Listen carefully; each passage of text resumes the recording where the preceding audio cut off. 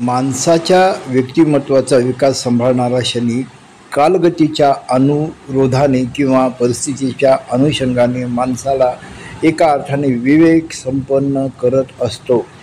अर्थातच परिस्थितीचं माणसाला शिकवत असते असे जेव्हा म्हणतात त्यावेळी शनी हा ग्रहच डोळ्यासमोर येतो. अर्थातच माणसाच्या आठवणी परिस्थितीशीच निगडीत असतात.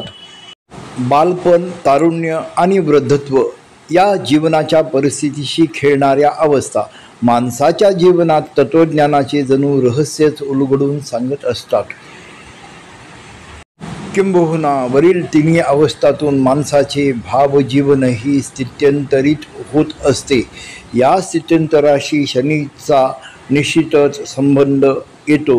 या तिन्ही अवस्थातून माणसाच्या भावजीवनात वेगवेगळ्या व्यक्तींचा प्रवेश किंवा राजकीय पक्षाप्रमाणे शिरकावा होत असतो आणि मग माणसाचे भावजीवन वेगवेगळ्या वळण घेत असते. उदाहरणार्थ, लहानपणी आईवडील, नंतर तारुण्यात मित्रमैत्रिणी, प्रियकर प्रियसी आणि मग शेवटी वार्धक्यात परिस्थितीचा झंझावात सोसून निर्यतेच्या चाळणीतून पाषाण हृदयी माणसे किंवा खरे खरे भावबंध जपणारी देव माणसंसुद्धा उरतात किंवा त्यांच्या हात धरून जीवनाची वाटचाल नियत करवते. अशा या नियतीच्या कालगतीशी शनीचा संबंध आहे. शिवाय गमतीचा भाग असा की ज्योतिषांनाही हा शनी भविष्य सांगण्यासाठी जणू भरपूर विषय पुरवतो.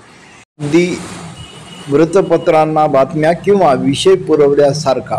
मित्र हो, सप्ताहात वरुथिनी एकादशीच्या दिवशी शुक्र शनी युती होत आहे. गमत अशी की शनीचा मित्र राहूही या युतियोगात छायेसारखाच सहभागी असेल. शाप, शपथ आणि वरदान यांच्याशी खेळणाऱ्या नियतीशी किंवा प्राक्तनाच्या प्रवासाशी राहू अर्थातच त्याचा मित्र शनीचा संबंध येतो.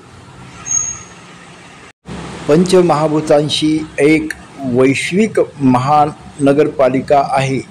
या जीवसृष्टीत किंवा या जीवग्रामात राहायला आलेल्या जीवाला या वैश्विक महानगरपालिकेची ही जणू वीजपट्टी, पाणीपट्टी किंवा एकूणच या शरीरग्रामाच्या प्रॉपर्टी टॅक्स, शाप, शपथ किंवा वरदान विशिष्ट सूट या माध्यमातून भरावा लागतो किंवा विशिष्ट अनुदानाच्या स्वरूपात उपभोगायलाही मिळतो.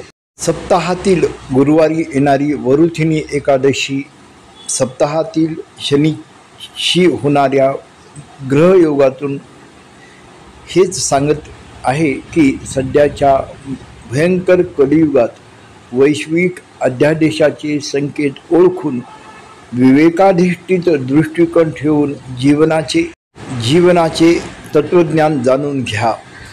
माणसाला ज्योतिष्य हे अंतर्मुख आणि बहिर्मुख करते आणि जीवनाचं सिद्धांत आणि संतुलन मनाचं करण्यासाठी ज्योतिष्य हे सतत प्रेरणा देते. वैशाख वणवा हा तप्त असतो. मनाचं संतुलन होणं अत्यंत आवश्यक. अध्यात्म, ज्योतिष्य, मन